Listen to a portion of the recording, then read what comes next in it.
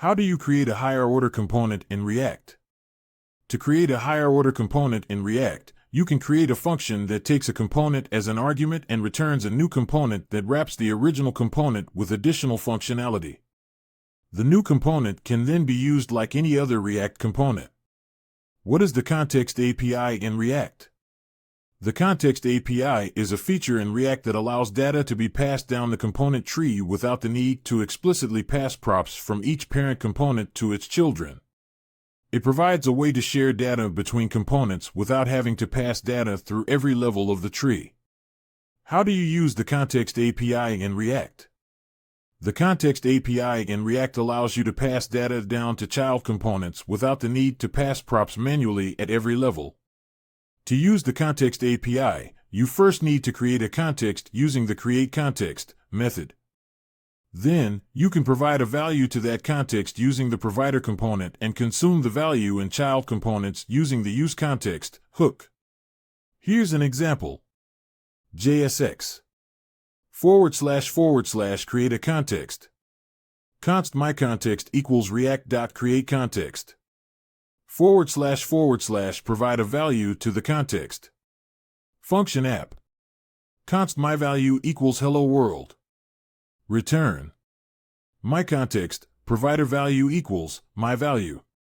Child component / myContext, provider. // consume the value in a child component. Function child component. Const myValue equals useContext, myContext. Return p, myValue, /p. In this example, the child component can access the value passed down through the myContext context without the need for props. What is a controlled component in React? A controlled component in React is a component whose value is controlled by React, rather than the DOM. This means that the value of the component is stored in the component state or in a parent component state, and changes to the value are handled by React using callbacks like onChange.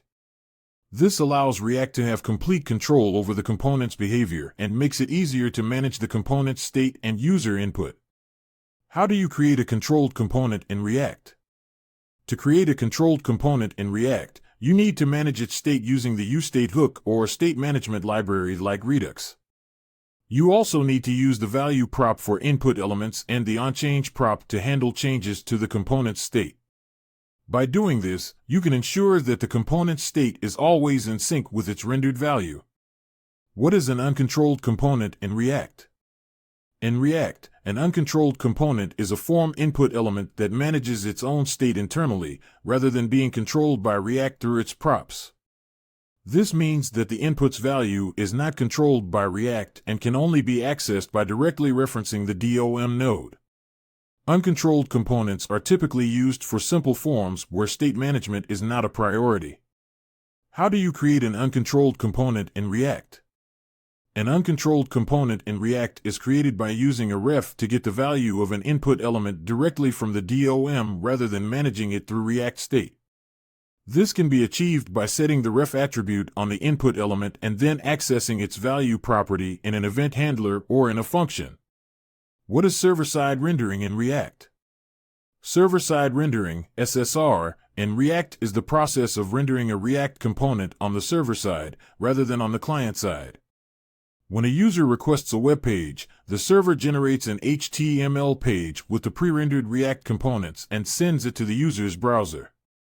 This approach can improve the initial loading time and provide better SEO and accessibility. It also enables the user to see the content quickly while the client-side JavaScript code is downloading and initializing. How do you set up server-side rendering in a React application? To set up server-side rendering in a React application, you need to use a server-side rendering framework such as Next.js, which handles the server-side rendering for you. Once you have Next.js installed, you can create a Next.js app using the createNextApp command, and then create your React components as usual. When you build your app, Next.js will generate static HTML files for each page, which can be served directly from the server to improve performance and SEO. Additionally, Next.js provides other features such as dynamic routing and API endpoints, making it a powerful tool for building server-rendered React applications. What are hooks in React? Hooks are a feature in React that allow functional components to have state, as well as access to other React features such as context and lifecycle methods. They were introduced in React 16.8 and provide a way to write reusable logic that can be used across different components. Some common hooks include useState, useEffect, useContext, and useRef. How do you use the useState hook in React? To use the useState hook in React, you need to import it from the React package. JSX. Import React, useState, from React. Then, you can call the useState hook and pass in the initial state value as an argument. The hook will return an array with two values, the current state and a function to update the state. JSX. Const, count, setCount, equals useState, 0. In this example, the count variable is initialized with a value of 0, and the setCount function can be used to update the state later on. To update the state, you can call the setCount function and pass in the new state value. JSX. Button onClick equals setCount, count plus 1, click me/button. This will update the count state by adding 1 every time the button is clicked. How do you use the useEffect hook in React? The useEffect hook is used in React to perform side effects such as fetching data, manipulating the DOM, or subscribing to events. It takes a function as its first argument and an array of dependencies as its second argument. The function will be called after the component has rendered, and the dependencies array determines when the effect should be triggered again. If the dependencies array is empty, the effect will only be called once after the initial render. What is the useCallback hook in React? The useCallback hook is a function in React that is used to memoize a function, preventing it from being recreated on every render.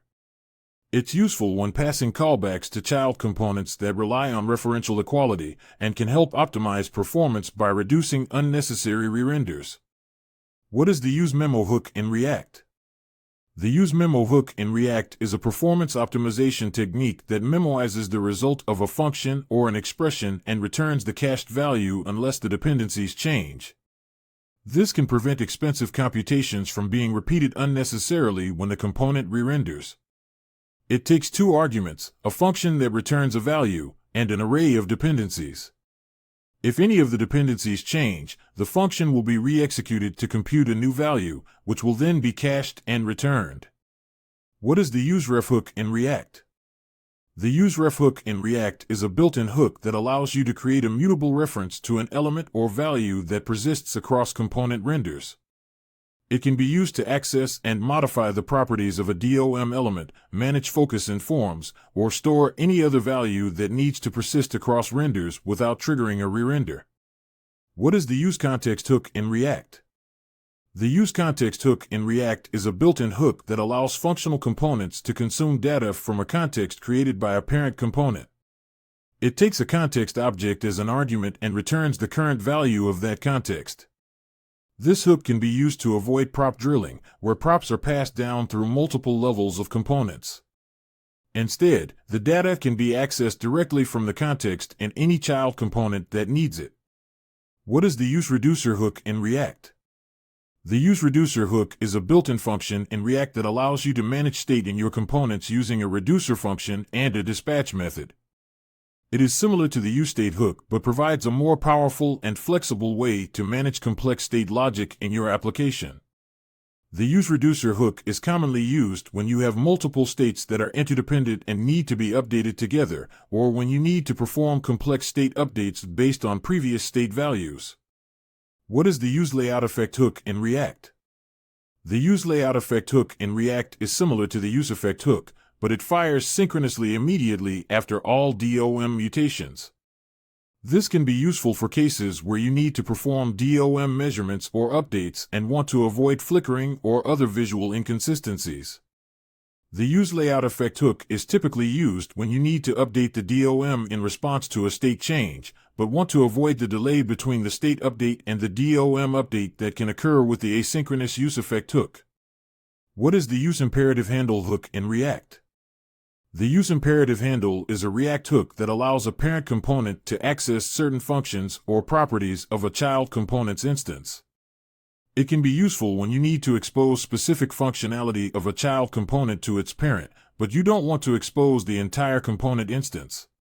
The use imperative handle hook takes two arguments, a ref object and a function that returns an object containing the functions or properties that you want to expose. When the function is called, React will associate the returned object with the ref, which can then be used to access the exposed functionality. What is the useDebugValue hook in React? The useDebugValue hook is a React hook that can be used to display custom labels for custom hooks in React DevTools. It allows developers to provide additional information about a custom hook that can be used to inspect its state and behavior in the React DevTools. It is primarily used for debugging purposes and does not affect the component's rendering or behavior. Thanks for watching. For more information, like, comment, and subscribe our channel.